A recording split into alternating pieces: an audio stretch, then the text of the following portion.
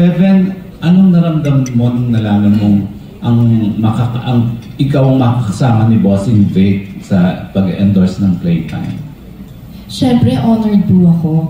Grabe, bata pa lang po ako, Bossing Vic na siya.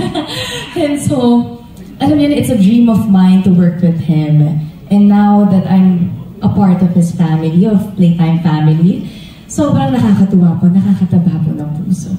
Na-meet mo na siya son? Naku, hindi pa nga po eh. Feeling ko next time na mag-promote tayo for this sa mga next ganap, yes, makakasama po natin siya. So, Heaven, nasa bucket list mo ba, if ever, na makasama sa isang pelikula naman si Bossing Vic? Oh, of course. Sana po. Pinanood ko lahat ng mga movies niya, di ba? Lalo na nung bata po ako. Pero sana. Nandito po si Boss Vic. Nakikinig sa atin. Ibibigay ko na po ang 100% ko, di ba, Boss Vic? Yes. So, di ba, Boss Vic tsaka Bossing Vic? Opo, swerte talaga ako sa mga Boss Vic. And for my last question, Heaven, paano mo itatawid sa publiko ang paglalaro responsibly? We have many shows. Meron tayong mga promos tayo for that.